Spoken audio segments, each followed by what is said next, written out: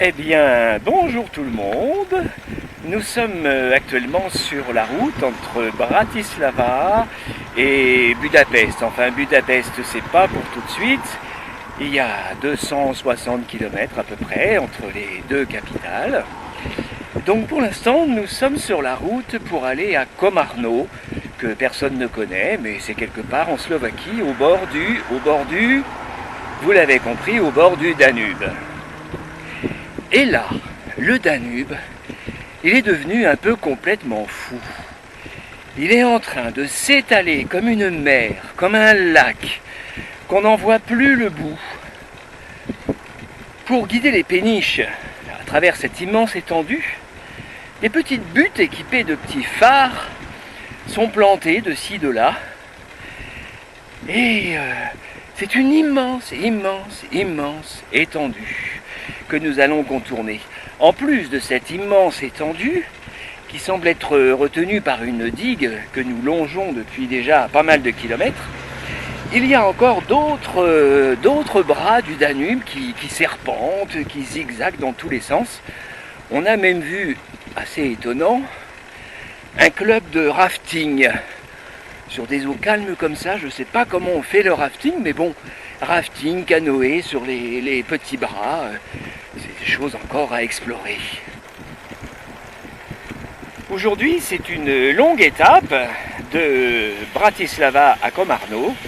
Nous avons une bonne centaine de kilomètres à faire. Nous sommes toujours trois, Isabelle, Bob et moi, sur la route, le long du Danube, sur cette immense digue. Ça change pas beaucoup, mais pour nous c'est toujours nouveau. Tous les jours c'est différent. Même si on est toujours au bord du Danube, on ne s'en lasse pas, on ne s'en lassera jamais.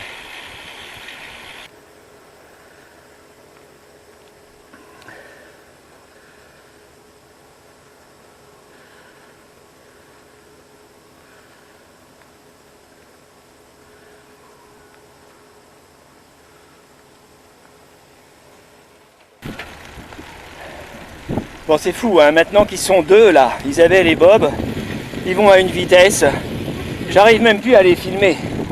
Le temps que je fasse mon petit panorama, elle m'a déjà rattrapé et doublé. Enfin, elle, ils, tous les deux. Bon. Il me pousse. Des nouvelles de Bob, Bob va bien. Pour l'instant, Bob va bien.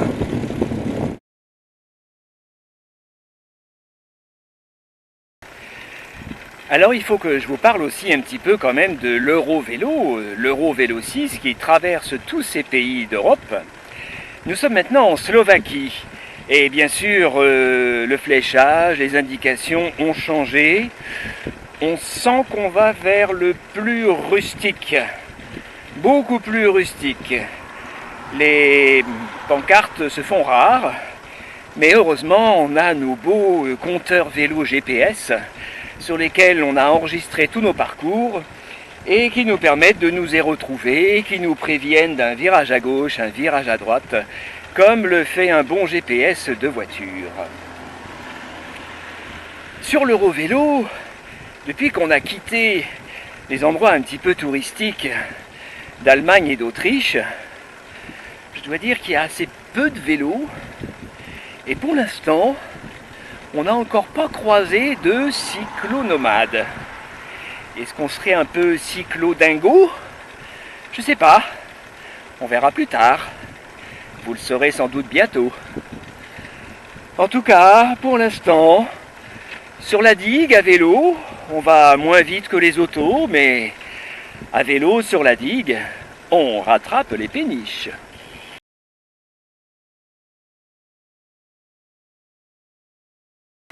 Alors voilà, ça fait maintenant presque 40 km que nous pédalons sur une immense ligne droite.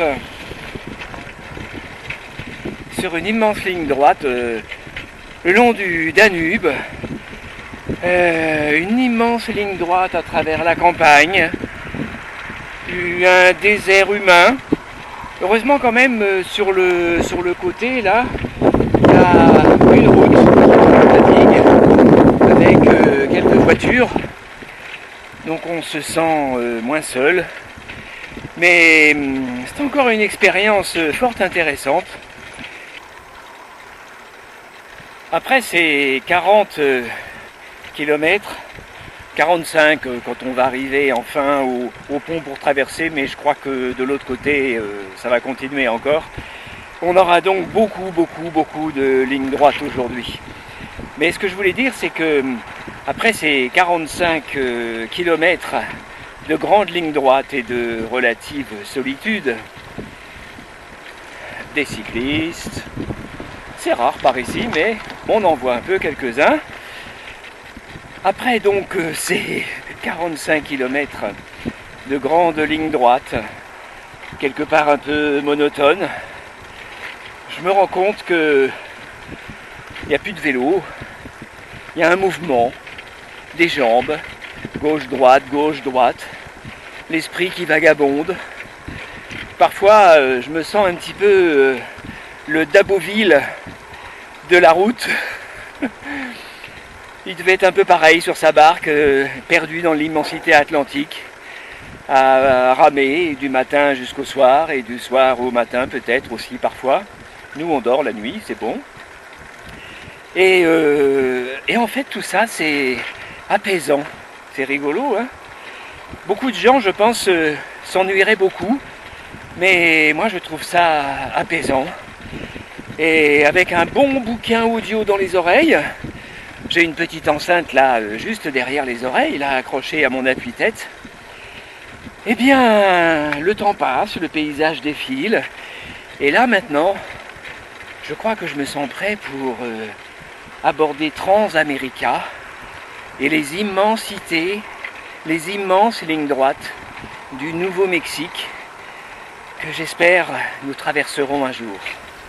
Alors, on vient de s'arrêter, enfin, après plus de 60 km, dans un vraiment petit village de rien du tout. On s'est arrêté là au restaurant Vétéran, il est 13h30. Je dois dire qu'on a quand même plein les pattes, il nous reste encore 40 km. Et dans ce restaurant, ben, ils ne servent pas, ils ont de la bière, ils ont éventuellement du coca. Et la serveuse là, qui est venue nous voir, qui avait un anglais parfait, nous prépare un petit quelque chose à manger. Ça va être la surprise, un petit peu slovaque, hongrois, elle a du pain, on verra bien, c'est l'aventure.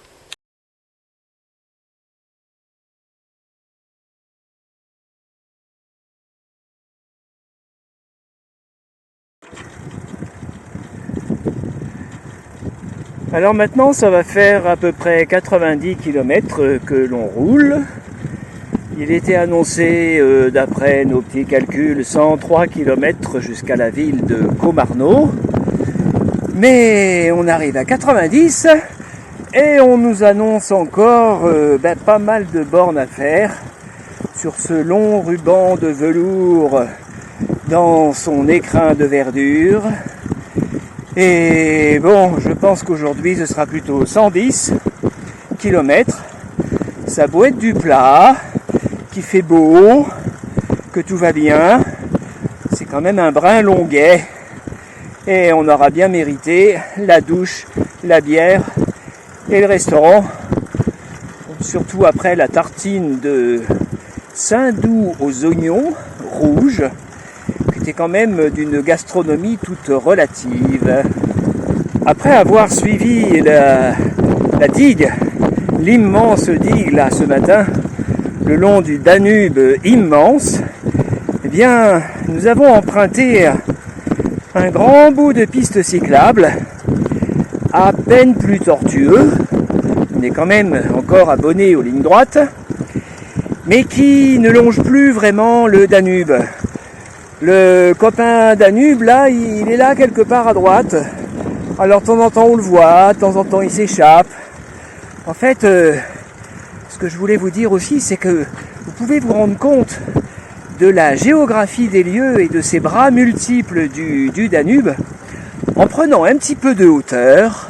Par exemple, en allant voir sur la page d'accueil de notre blog la carte et en zoomant, jusqu'à trouver un petit peu l'itinéraire que l'on suit entre Bratislava et Komarno, et vous pourrez voir comment ce Danube sinue parmi tous ses bras. En fait, ça me donnait un petit peu envie de refaire ce voyage, peut-être en ULM ou en montgolfière. Bon, peut-être dans une autre vie, qui sait. Le voilà, l'ami Danube. Il se cache. Mais de temps en temps, on le retrouve, toujours avec bonheur. Alors de l'autre côté du Danube, même à la moitié du Danube, il faut savoir que c'est la Hongrie.